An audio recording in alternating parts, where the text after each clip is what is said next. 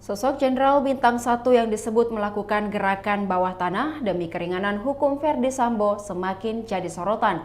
Bahkan kini bermunculan spekulasi gerakan bawah tanah itu dilakukan oleh loyalis atau pihak yang berhutang budi dengan Verdi Sambo.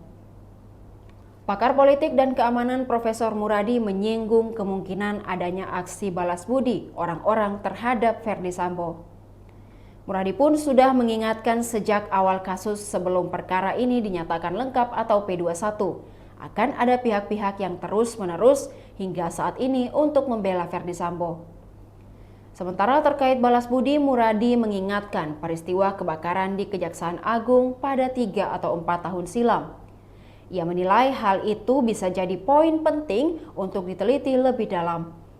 Apakah betul semisal adanya dugaan imbal balik atau sebagainya?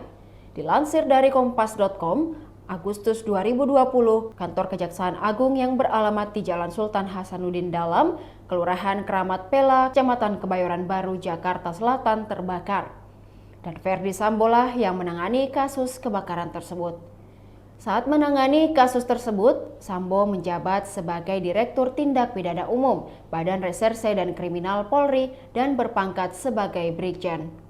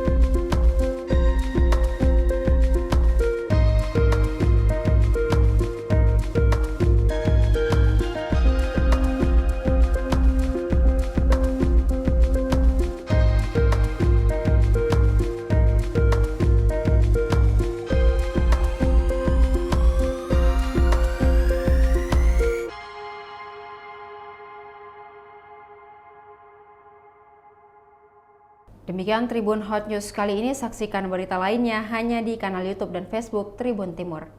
Sudah nonton? Jangan lupa like, subscribe, dan share ya!